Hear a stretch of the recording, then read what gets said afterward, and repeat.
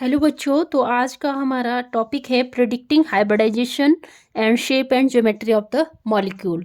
तो इससे पहले मैंने आपको हर एक का शेप बता के कि कैसे कैसे हाइब्रिडाइजेशन होती है वो बताया है। अगर आपको डायरेक्ट क्वेश्चन आ जाता है कि हाइब्रिडाइजेशन निकालो, आपको मॉलिक्यूल दिया होगा उसका अपने हाइब्रिडाइजेशन निकालना है, तो आप फॉर्मूले के थ्रू भी निकाल सकते हैं। हाइब्रिडाइजेशन को एस से डिनोट करते हैं और इसका फॉर्मूला होता है half number of valence electrons number of valence electron of the central atom plus number of monovalent atoms, ठीक है, surrounding the atoms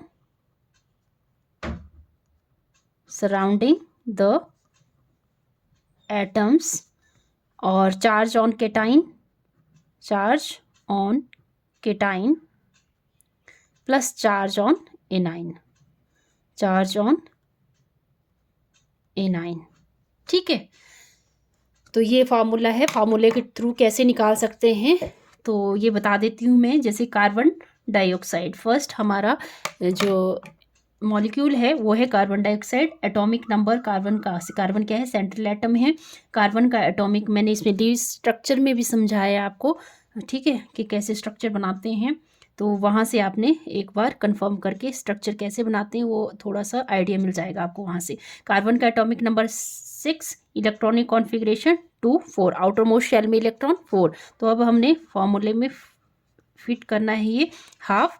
number of valence electron central atom में कितने हैं, 4, प्लस नंबर ऑफ मोनोवेलेंट, क्योंकि अब monovalent atom, चलो ये बता देती हूँ मैं पहले आपको। मोनोवेलेंट एटम होते हैं जैसे हाइड्रोजन हो गया, फ्लोरीन हो गया, क्लोरीन, ब्रोमीन, ये सारे क्या है, मोनोवेलेंट एटम हैं। तो आपने अपने माइंड में रखना है ये क्या है, सारे मोनोवेलेंट एटम, ठीक है। तो यहाँ पे देखो ऑक्सीजन क्या है, डाइवेलेंट है, मतलब ऑक्सीजन डबल बॉन्ड ऑक्सीजन बनता है, तो डाइवेलेंट है। तो यहाँ पे नंबर ऑफ मोनोवेलेंट एटम है नहीं, तो 0।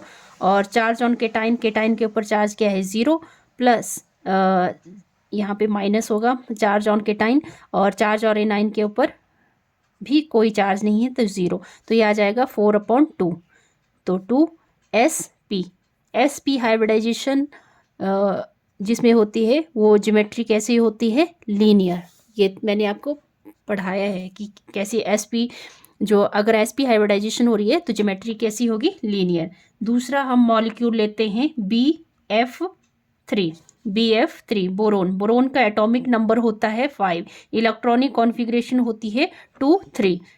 तो इसमें लिखेंगे नंबर ऑफ वैलेंस इलेक्ट्रॉन कितने हैं, ब्रोमीन में 3, और मोनोवेलेंट एटम फ्लोरीन क्या एक मोनोवेलेंट एटम है, तो कितने एटम है ये, 3। Charge on cation 0, charge on A9 0, तो यह आ जाएगा 6/2। तो 2 3 6, तो एक s ऑर्बिटल और 2 p ऑर्बिटल इसमें क्या कर रहे हैं, पार्टिसिपेट कर रहे हैं। तो हाइब्रिडाइजेशन क्या होगी, sp2 हाइब्रिडाइजेशन। और ज्योमेट्री कैसी होगी, प्लेनर ट्रायंगुलर, ठीक है।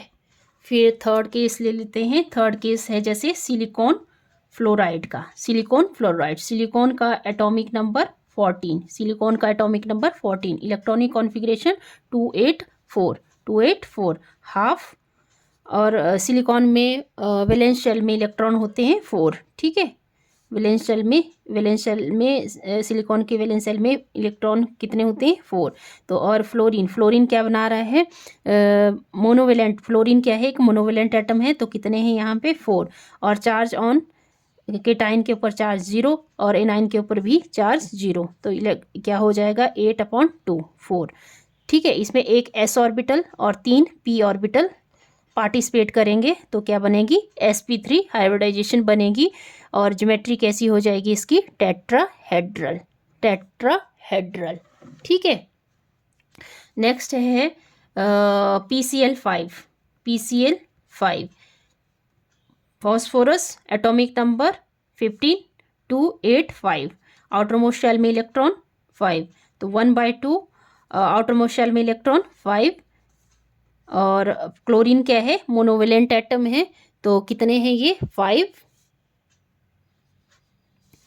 5 और चार्ज एनाइन का चार्ज 0 और केटाइन का चार्ज 0, तो ये 10/2, 2 5 ज़ा 10। तो यहाँ पे एक s ऑर्बिटल, 3 p ऑर्बिटल और एक d ऑर्बिटल पार्टिसिपेट कर रहे हैं, मतलब sp3d हाइब्रिडाइजेशन हो रही है इसमें। और ज्योमेट्री कैसे बन रही है, ट्राइगोनल बायपिरामिडल, ठीक है। ज्योमेट्री कैसी बन रही है, ट्राइगोनल बायपिरामिडल। फिर नेक्स्ट है हमारा PCl5 के बाद ले लेते हैं हम SF6, sulphur, atomic number 16, electronic configuration 286, ठीक है। आउटर मोस्ट शेल में इलेक्ट्रॉन 6, 1/2 आउटर मोस्ट शेल में इलेक्ट्रॉन 6 और 6 इलेक्ट्रॉन सराउंडिंग में है, और ये क्या है, मोनोवेलेंट एटम है, तो monovalent atom 6, charge on cation 0, charge on A9 0, ठीक है। तो ये 12/2, तो 2 6 12, तो क्या हाइब्रिडाइजेशन हो रही है, एक s ऑर्बिटल पार्टिसिपेट कर रहे हैं, 3 p ऑर्बिटल पार्टिसिपेट करेंगे और 2 d ऑर्बिटल पार्टिसिपेट करेंगे, तो 1 2 3 4 5 6, ठीक है। तो हाइब्रिडाइजेशन क्या होगी, sp3d2, तो और ज्योमेट्री कैसी हो जाएगी, ऑक्टाहेड्रल, ज्योमेट्री कैसी हो जाएगी, ऑक्टाहेड्रल। फिर नेक्स्ट हम ले लेते हैं केस, नेक्स्ट है IF7, जैसे कि आपको पता है आयोडीन का इलेक्ट्रॉनिक कॉन्फ़िगरेशन होता है 53, जैसे फ्लोरीन क्लोरीन ब्रोमीन आयोडीन, तो ये क्या है, फ्लोरीन आउटर मोस्ट शेल में एटॉमिक नंबर 9 और आउटर मोस्ट शेल में 2s2 2p5, ठीक है। आउटर मोस्ट शेल में इलेक्ट्रॉन 7, ठीक है।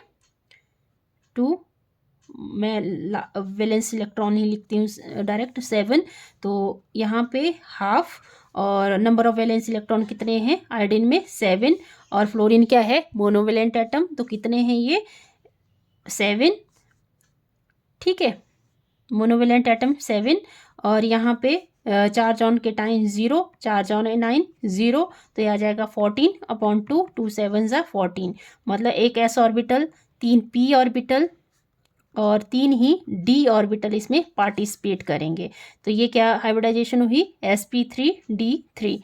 और ज्योमेट्री कैसी बन रही है, पेंटागोनल बायपिरामिडल,